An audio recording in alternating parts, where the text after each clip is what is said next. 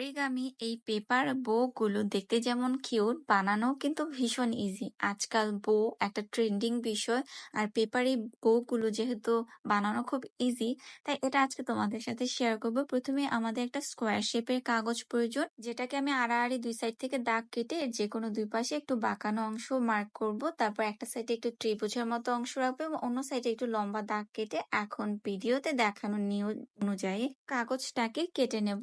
আর কাগজটাকে কাটা হয়ে গেলে ঠিক এমন দেখা যাবে। এখন এইটাকে আঠার মাধ্যমে বইয়ে ট্রান্সফার করব। ঠিক এইভাবে প্রত্যেকটা কোণাকে এভাবে মাঝখানে এনে আমি আঠার সাহায্যে লাগিয়ে ফেলবো। দেন নিচের এই ত্রিভুজের অংশটাকে উল্টো পিঠে ভাঁজ করে এটাকে আবার নিচের দিকে এভাবে ভাঁজ করব। আর এই কাগজটাকে মাঝ বরাবর এনে দিলেই আমাদের পেপার বো রেডি। ইজি না? তোমাদের কেমন লাগলো আমাকে কমেন্টে জানাও। ভিডিও ভালো লেগে থাকলে লাইক করে দিও। দেখা হবে নতুন কোনো ভিডিওতে।